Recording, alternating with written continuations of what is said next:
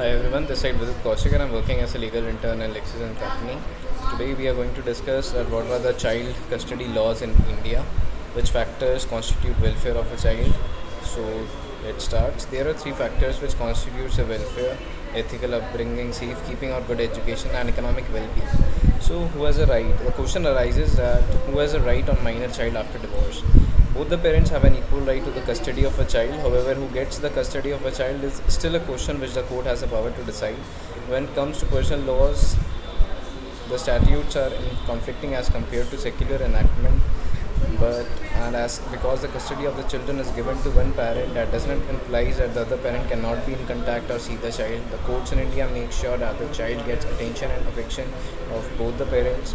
There are various kinds of child custody in India. Physical custody, when awarded to a parent, implies that the minor will be under the guardianship of the parent with periodical interaction and visitation. The target behind such a custody to award give a better life to the child in a safe and fulfilling environment. Joint custody of a child does not imply that both the parents have to live together because of the child disappeared. Despite the fact that Indian courts believe that it is the best for the welfare of a minor, joint custody actually means that both the parents will take care of the child, keeping the child in their custody. And legal custody of a child does not necessarily entails having the child with the parents or vice versa. It basically means that the parents are granted the legal custody so that they can take every decision granted to both the parents together.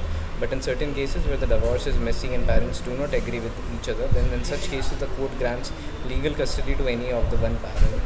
So who can claim custody of a child? The custody of a child can be claimed either by a mother or a father.